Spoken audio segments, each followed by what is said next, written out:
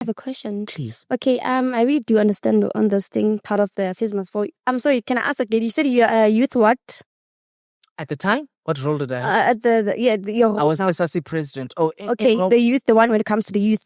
No, I'm just a youth activist. Okay, but yeah. Since you're the youth activist, I wanted to ask that. Okay, the situations whereby this whole thing of the fees must fall, because currently we have that situation of there are students who can't usually complete their studies and who can't even get those what is it, the results also as well because of the fees and stuff, and there are those who are also paying for themselves and stuff, and it's crazy how we're living in the country that has the GPV thing, you understand, whereby it's crazy how I'm in a relationship and maybe it's my partner's paying for my bills because maybe I didn't qualify for a bursary or something. So yeah, as a youth activist, because we are facing those challenges right now, there are people in a relationship who are being paid, who their partners are the ones who are paying for their fees while facing that GPV part. So when you guys were being interrogated and when it comes to that, do you guys actually address that part? Do you actually address that part? Because it's the serious one.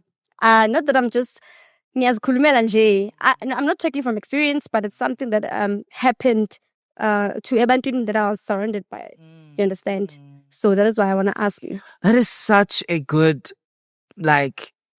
area of focus because as I said a bit earlier, one of the key interrogation points of Rose Must Fall was the questions around gender, not just male,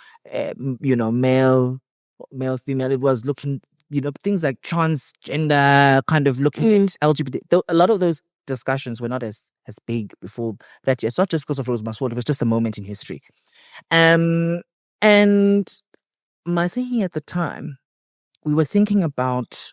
And I think in many ways, you're raising something that honestly, I feel like I thought about in a social context, but there's something in my head that has not maybe necessarily transferred. Because the way I've always thought about it is we need to ensure free higher education, free education in general, right? For all in this country. Now, of course, not all those things are achievable like that, right? So for me, which was controversial at the time, but I stick to the decision that I made and those who agree with me made, is having a particularly higher education fee system that focuses on those who come from, of course, very poor backgrounds, working class backgrounds, people who are, middle income backgrounds. And I think that the people that you're often speaking about in my imagination, in my head, can often be the ones who maybe they come from parents and households where they fall just outside of the NSFAS funding bracket, right? Which is now free, by the way. Those who are in the NSFAS brackets, they don't accrue any debt. They get their higher education for free, which was the victory of Fees Must Fall. But it was a negotiated victory. The initial goal of Fees Must Fall was free education for all. So I think to answer your question, it's interesting now looking at higher education now, this past year, the issue of fees and affordability is rising. It clearly was rising. I won't lie, I was a bit disappointed not to see it emerge into a more robust protest action, because I personally am concerned that younger, I'm 30 now. But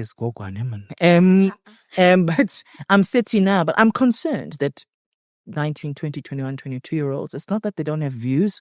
I want to see them on the streets. I want to see them mobilizing. I want them to be forming organizations. Not just, to profess. I want them to be engaged. Why? Because the political system and the moment and the space exists for young people to contribute, to shape, to push back. And my concern is that we don't have enough of it.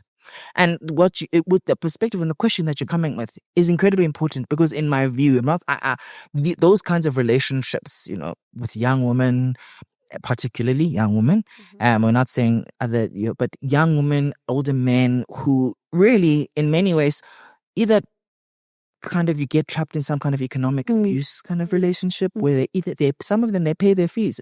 And we're not trying to grade that levels of exploitation, but there are some who have sugar daddies who and they'll say, do not pay your fees. Kayona. right? So you're able to maintain this lifestyle. Mara, Yeah.